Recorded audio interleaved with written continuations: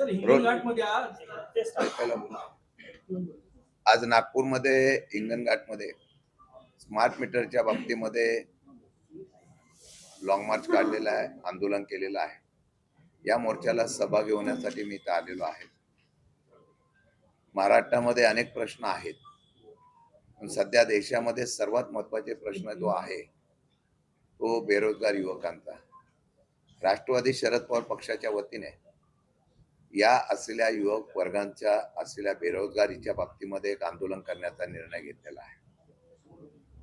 शासकीय कर्मचाऱ्यांची भरती थांबलेली आहे, पोलीस भरती थांबलेली आहे. वर्षानुवर्ष या प्रतीक्षेमध्ये असलेल्या युवकांना रोजगार मिळत नाही आणि त्याचबरोबर परीक्षा घेतल्यानंतर ती परीक्षा सुद्धा निपक्षपणाने होत नाही अशा प्रकारचा एक नाराजीचा सूर या असलेल्या युवा वर्गामध्ये आहे. आणि मला वाटतं महाराष्ट्रातल्या या औद्योगिक क्षेत्रामध्ये फार मोठ्या प्रमाणात आम्ही क्रांती केली असं सरकार बडेजाव करतं, परंतु प्रत्यक्षात या असलेल्या युवा वर्गाला नोकरी उपलब्ध होत नाही. त्या ठिकाणी त्यांना त्यांच्या असलेल्या बुद्धिमत्तेला पॅकेजच्या नावाखाली, अप्रेंटिसशिपच्या नावाखाली त्या ठिकाणी खरेदी केलं जात आहे. कायम स्वरूपाची नोकरी हा विषय आता कायद्यातून बदल झाल्यामुळे एक अडचणीचा ठरलेला आहे. मला वाटतं की त्या बाबतीमध्ये राष्ट्रवादी शरद पवार पक्षाचे आम्ही सगळेजण येत्या 27 तारखेला विभाग वाईज आपण त्या ठिकाणी आंदोलन करणार आहोत. खरं म्हटलं तर आंदोलनाची रूपरेषा आम्ही औद्योगिक क्षेत्राच्या असलेल्या MIDC जिल्हाधिकारी कार्यालय या असलेल्या ठिकाणी आम्ही करणार होतो, परंतु आता जिल्हाधिकारी कार्यालयाला जाऊन आम्ही त्यांना साधारणतः महिनाभराची मुदत देणार आहोत, जेणेकरून ज्या ज्या जिल्ह्यामध्ये औद्योगिक क्षेत्रातील नवीन औद्योगिक क्षेत्र उभं राहत आहे, नवीन कंपन्या येत आहेत, सरकारने ठरवलेलं आहे की तिथल्या स्थानिक भूमिपुत्रांना नोकरी द्यावी. त्या संदर्भामध्ये आदेश निघतात, GR निघतात, पण प्रत्यक्ष कृती होत नाही.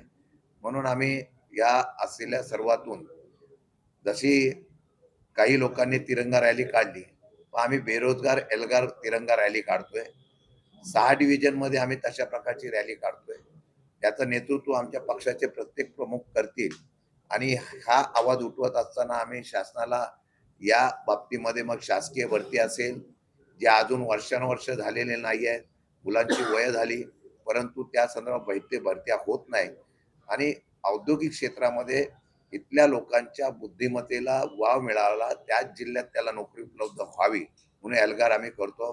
हे केल्यानंतर महिनाभरात जिल्हाधिकाऱ्यांनी या असलेल्या औद्योगिक क्षेत्रातल्या असोसिएशनची, एम्प्लॉयमेंट एक्सचेंजची, लेबर डिपार्टमेंटची एकत्रितपणे बैठक घेऊन निर्णय घ्यावा, नाहीतर मग आम्ही रस्त्यावर उतरून याहीपेक्षा मोठं आंदोलन करण्याची भूमिका आम्ही येत्या 27 तारखेपासून जाहीर करतोय. संदर्भात काय वाटतं, तुमच्या पक्षाची काय भूमिका आहे आणि कशाबद्दल? डिजिटल मीटर, स्मार्ट मीटरच्या बाबतीमध्ये लोकांमध्ये तीव्र नाराजगी आहे. मागे ज्या वेळेला सभागृहामध्ये चर्चा झाली त्यावेळेला या राज्याचे मुख्यमंत्री देवेंद्र फडणवीस साहेबांनी असं सांगितलं होतं की कोणालाही आम्ही जबरदस्ती करणार नाही, परंतु आता त्यांना प्रत्येकाला टार्गेट दिलं गेलेलं आहे. काही करून स्मार्ट मीटर लावायचे, लोक घरी नसतील किंवा काही नसलं तरी स्मार्ट मीटर लावतायत. आमची ज्यावेळेला चर्चा झाली होती त्यावेळेला आम्ही सांगितलं होतं की लोकांना जो काही संभ्रम अवस्था आहे, फार मोठ्या प्रमाणात बिलं येत आहेत, या बिलाच्या संदर्भामध्ये त्यांच्यामध्ये जी काही शंका आहे ती दूर करण्यासाठी सर्वीकडे बैठका घेणं आवश्यक आहे. परंतु तसं न करता या असलेल्या स्मार्ट मीटरची जबरदस्ती केली जाते, याच्या विरोधामध्ये आमचा विरोध आहे. बिलं फार येत आहेत, पूर्वीच्या पेक्षा जास्त बिलं येत आहेत आणि तशा पद्धतीच्या त्रुटी ज्या आहेत ते जोपर्यंत या सरकारच्या आणि त्या खात्याकडून निराकरण होत नाही तोपर्यंत या स्मार्ट मीटरला विरोध करण्याची भूमिका आम्ही घेतलेली आहे. आज हिंगणघाटमध्ये पुढील काळात राज्यभरात हे आंदोलन उभं केलं जाईल. मागच्या काही कालावधीमध्ये आपण जर बघितलं असेल तर मागच्या कालावधीमध्ये आम्ही सगळीकडे जिथे जिथे होईल तिथे तिथे आंदोलनं केली होती. हिंगणघाटला मोठ्या स्वरूपामध्ये करण्याचा निर्णय आमच्या वांदिलेने तिथे घेतलेला आहे, म्हणून आम्ही सगळे आलेलो आहोत. निदान लोकांच्या मनामधला रोष रस्त्यावर आणण्याचा प्रयत्न शरद पवार पक्षांचा असलेले कार्यकर्ते करतायत आणि त्याची व्याप्ती जनतेच्या असलेल्या प्रक्षोभाची निश्चितपणे करण्याचा भविष्यामध्ये आम्ही निर्णय घेतो. सर, गेल्या काही दिवसात आपले खासदार जे आहेत ते भाजपच्या लेवलचे त्यांची भेटतायत, PM ची भेटतायत. काँग्रेसच्या पोटात कुठे दुखायला लागलेलं आहे का? काँग्रेसच्या एका वरिष्ठ नेत्याने म्हटलं की आम्ही लक्ष ठेवून आहोत, वेट अँड वॉचच्या भूमिकेत आहोत. कसं बघायचं, याचा अर्थ काय काढायचा असतो? नाही, मागे सुप्रियाताईंनी त्याच्या बाबतीमधला खुलासा केलेला आहे. त्यांनी स्पष्ट शब्दात सांगितलेलं आहे की कुठल्याही परिस्थिती विकासाच्या कामासाठी कोणत्या मुद्द्यावर गेले ते पण सांगितलं होतं. म्हणजे अगदी काँग्रेसने याकडे लक्ष घेतलं पाहिजे की अण्णाभाऊ साठेंच्या असलेला भारतरत्न पुरस्कार द्यावा, असे वेगवेगळे विषय ज्यावेळेला घेऊन गेले त्यावेळेला समतेचा विचार देऊन पुरोगामी विचार घेऊन गेलेल्या असलेल्या ह्या आमच्या खासदारावर चर्चा करताना काँग्रेसने वेट अँड वॉचची भूमिका केलेली आम्ही लक्ष ठेवून आहोत. मला वाटतं त्यांचं सूत्र कुठलं मला माहीत नाही, परंतु आम्ही ज्या वेळेला सांगितलेलं आहे की आम्ही महाविकास आघाडी म्हणून काम करतो. मी त्या दिवशी सांगितलं अशा प्रकारचा संशय 2014 साली या राज्यामध्ये जर झाला नसता तर भाजपचं सरकार या सत्तेमध्ये या ठिकाणी आलं नसतं. उदय सामंत आज जरांगे पाटील यांची भेट घेणार आहे, तुमचं आंदोलन?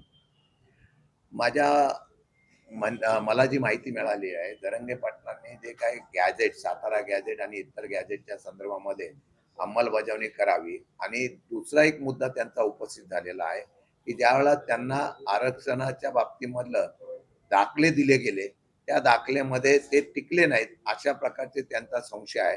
त्यामुळे त्यांची नाराजगी आहे आणि त्यांनी सरकारला इशारा दिलेला आहे. इशारा दिल्यानंतर अनेक लोकांनी त्याच्या काल अब्दुल सत्तार सुद्धा जाऊन भेटले. त्यामध्ये मला वाटतं एकनाथ शिंदेवर त्यांचा जास्त रोष यायला लागला की तुम्ही मला आश्वासन दिलं आणि त्या आश्वासनाची पूर्तता करत नाही, याचा रोष आहे.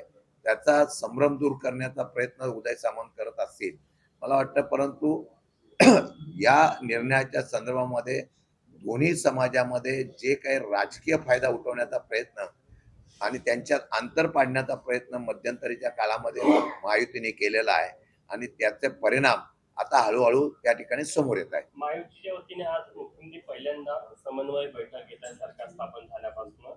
काय वाटतं, आता गरज पडली की काय? 100% महायुतीमध्ये एक वाक्यता नाही, हे चित्र सातत्याने दिलेलं आहे. परवाच्या दिवशी सुद्धा एक आदेश काढण्यात आलेला आहे की मुख्यमंत्री इज बॉस. मुख्यमंत्र्यांनी मंत्र्यांचे सगळे निर्णय घेत असताना मुख्यमंत्री अंतिम निर्णय घेईल हा ज्यावेळेला निर्णय होतो.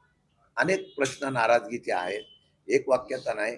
कदाचित एकनाथ शिंदेना मी मुख्यमंत्री व्हावं अशा प्रकारची अपेक्षा आहे. त्यामुळे सुद्धा या असलेल्या सर्वांच्या बाबतीमध्ये एकमेकावर अशा प्रकारचे ॲलिगेशन करण्याचा प्रयत्न होतोय. त्यामुळे मुख्यमंत्र्यांनी आता हा समन्वय करण्याचा प्रयत्न केला असेल तर याचाच अर्थ असा की त्यामध्ये अलबेल नाही. भंडाऱ्यामध्ये लहान मुलाच्या रुग्णाला आग लागलीचा इतिहास असताना आज परत अमरावतीमध्ये आयसीयू मध्ये स्फोट होऊन आग लागली, 3 लहान मुलं दगावली.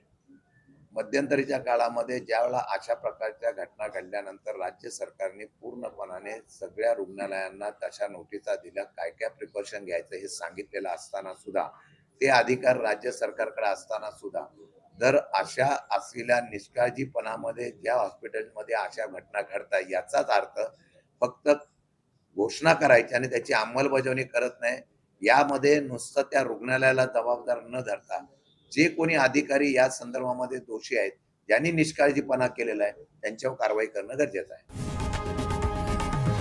लोकशाही मराठी ऐका, पहा, जागरूक रहा.